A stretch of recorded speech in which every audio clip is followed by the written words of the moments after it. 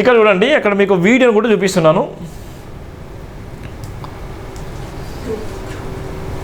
ఇక్కడ మీకు వీడియోని కూడా చూపిస్తున్నాను చూడండి.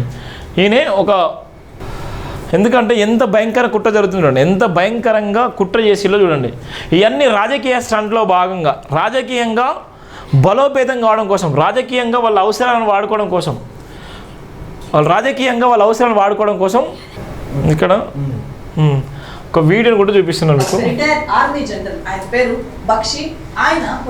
ఒక సిస్టర్ తులసి చంద్ మాట్లాడింది, నేను తులసి చంద్ సిస్టర్తో కూడా మాట్లాడతాను.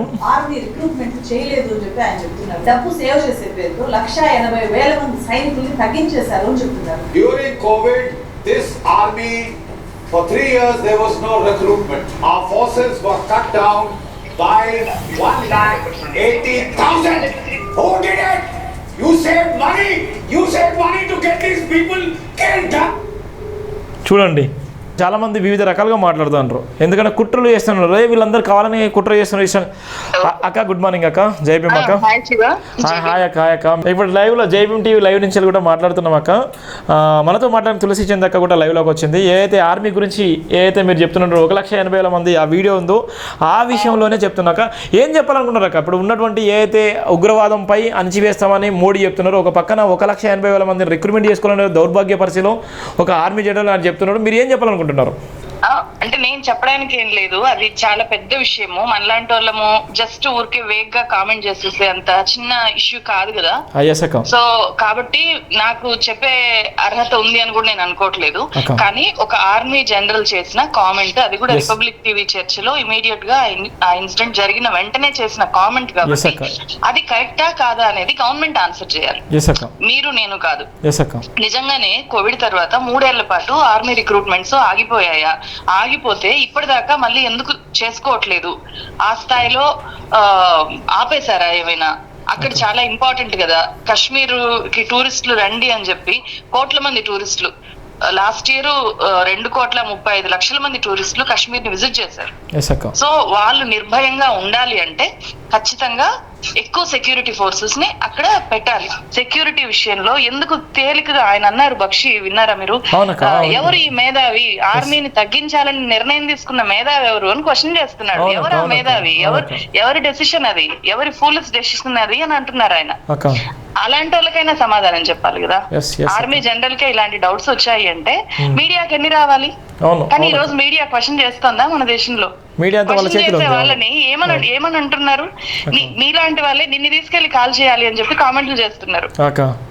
మీ వాళ్ళు ఎవరైనా చనిపోయి ఉంటే నువ్వు సెక్యూరిటీ వైఫల్యం అనేదానివా, లేకపోతే నిఘా వైఫల్యం అనేదానివా అని అంటున్నారు. అంతకు ముందు ఈ ఇన్సిడెంట్ జరగడానికంటే ముందు పాకిస్తాన్ ఆర్మీ చీఫ్ కామెంట్స్ చేశాడు. పాకిస్తాన్ ఇప్పటికీ కాశ్మీర్ మా శరీరంలో భాగము అని కామెంట్ చేశాడు. లష్కరే తోయిబా లీడరు పిఓకేలో నుంచి అతను మీ రక్తపాతం ఏర్లై పారిస్తాము, మీ తలలు తీసేస్తాము, మీ రామనామ జపంలోకి మీ దేశాన్ని నెట్టారు, మేము కాశ్మీర్ ని ఎట్లయినా సరే సాధిస్తాము, యూనిఫైడ్ కాశ్మీరే మా లక్ష్యము మేము అని చెప్పి అతను చాలా సీరియస్ కామెంట్స్ చేశాడు. కనీసం వాటి మీద కూడా ఈ రోజు మన మీడియా 5-6 రోజుల క్రితం చేశాడు ఆ కామెంట్స్. ఈ ఇన్సిడెంట్ జరగడానికంటే విత్ ఇన్ 1 వీక్ పీరియడ్ లోనే పాకిస్తాన్ ఆర్మీ చీఫ్ ఒక ఉగ్రవాది ఇట్లాంటి కామెంట్స్ చేసినప్పుడు ఇమ్మీడియట్ గా మొత్తం కాశ్మీర్ లో ఉండే టూరిస్ట్ ప్లేసెస్ లో ఏమైనా జరగచ్చు అనే అలర్ట్నెస్ ఉండాలి. భారీగా మోహరించి ఉండాలి ఫోర్సెస్ ని.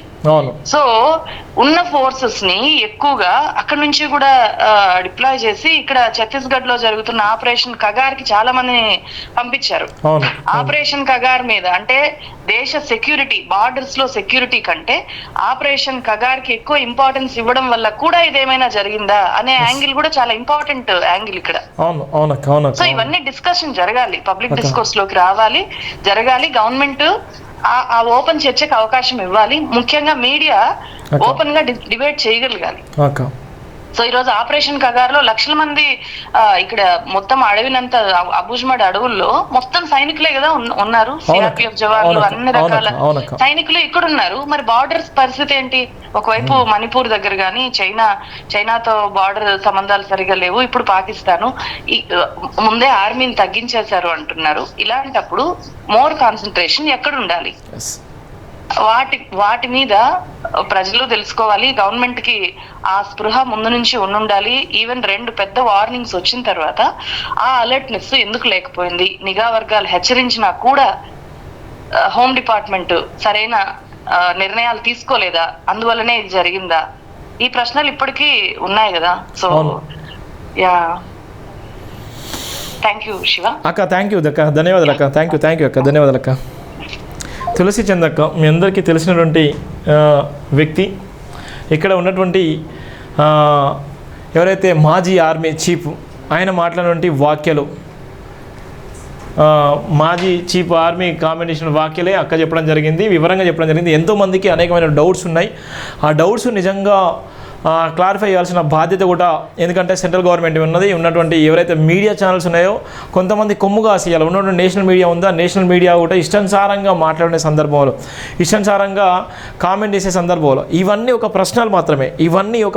ఈ ప్రశ్నలు నిజంగా సమాధానం చెప్పాల్సిన బాధ్యత ఉంది.